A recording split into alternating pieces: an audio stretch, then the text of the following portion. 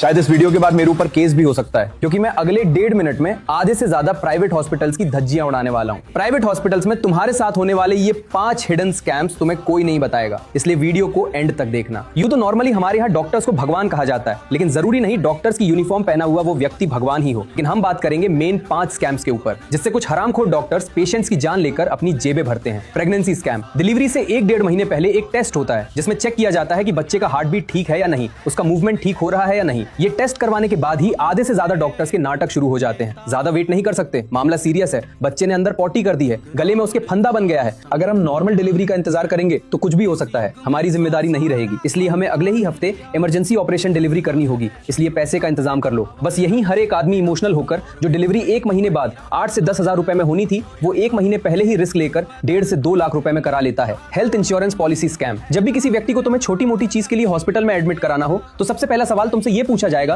कि क्या इनका हेल्थ इंश्योरेंस है। तुम्हारे हाँ कहते ही वहां के स्टाफ को समझ में आ जाएगा कि इंश्योरेंस कंपनी को कैसे लूटना है। अब तुम्हें लगेगा कि यार मेरा बिल इंश्योरेंस कंपनी पे कर रही है तो मुझे इसमें दिक्कत क्या है। अरे भाई, पेट तो तुम्हारा है, वो ऊना दूना बिल बनाने के लिए इंजेक्शंस और सर्जरी से तुम्हें छेद के रख देंगे, उसका क्या। अगर उस व्यक्ति की बीमारी छोटी मोटी है तो छूटते ही तुम्हें मना कर देना है, क्योंकि अगर हाँ कर दिया तो ये कुत्ते को हड्डी दिखाने जैसा होगा। Medicine scam. जरूरी नहीं कि कोई भी डॉक्टर्स तुम्हें दवाइयां लिखें तो वो दवाइयां तुम्हें उसी के स्टोर से या उसी के मेडिकल से लेनी पड़ेंगी। तुम्हें कानूनी तौर पर पूरा अधिकार है कि तुम दवाइयां कहीं से भी खरीद सकते हो। पहले चेक कर लो हॉस्पिटल के मेडिकल स्टोर पर दवाइयों की प्राइसिंग क्या है और बाहर प्राइसिंग क्या है। जहां से अच्छा लगे वहां से खरीदो। Emergency ICU scam. इसमें परिवार को बोला जाता है कि इनकी कंडीशन बहुत ज्यादा खराब होती जा रही है, इनका ऑक्सीजन लेवल गिरता जा रहा है, अगर आईसीयू में भर्ती नहीं किया तो इनके साथ कुछ भी हो सकता है। अब यहाँ कितना भी गरीब आदमी हो, वो अपने फैमिली मेंबर को बचाने के लिए तुरंत ही आईसीयू में भर्ती करने के लिए हाँ कह देगा, और यही शुरू हो जाएगा डॉक्टर्स के चार्जेस। आईसीयू में bed charges, monitoring charges, oxygen charges, nursing charges, doctor charges, uses of equipment charges, और भी न जाने कितने चार्जेस को बिल में ऐड करके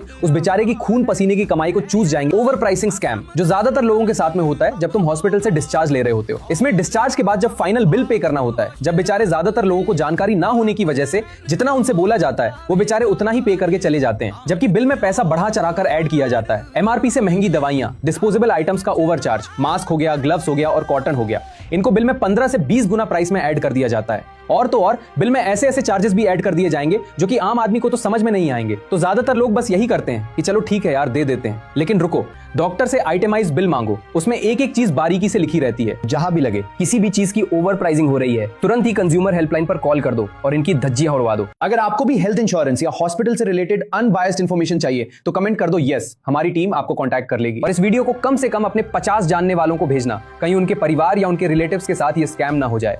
तो don't forget to follow this page, because here we only talk truth.